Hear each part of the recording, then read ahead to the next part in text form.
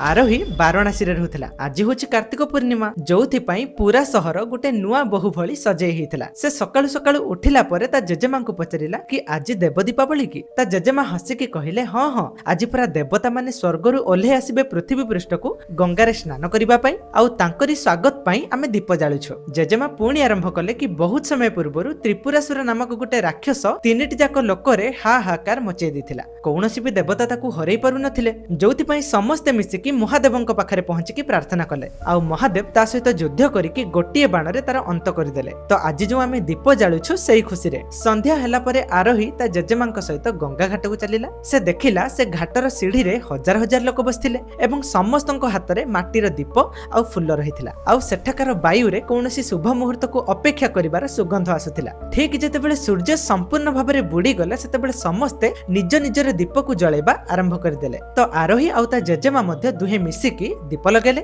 आउ एमिति गोटे गोटे करिकी समस्त घाटरे दीप जळिबा आरंभ होइगला। चाहू चाहू एमिति लागिला कि सते जेमिति ए अंधारुआ रातिटी दिनरे परिणत होइगला। सते कि आकाशर सबु जाक तारा गंगा घाटरे ही ओल्हेई पडिछंती। गंगा नदीर पानी भी दीपर आलोकरे सुना भलिया चमकुथिला। आउ सबु आडे केवल हर हर महादेवर जयकार शुभुथिला। सेठु आरोही ता आखि बंद करिकी हाथ जोड़िकी अनुभव कला। आउ ताको लागिला कि सते जेमिति देवता माने गंगा घाट को ओल्हेई आसिछंती। तो वर्तमान एई भिडियोटी को देखि सारिला परे को मानक मनरे इच्छा होछि कि वाराणसी रे सेई दिन सेई समय रे उपस्थित रहबा पई से माने कमेंट करिकी जणांतु।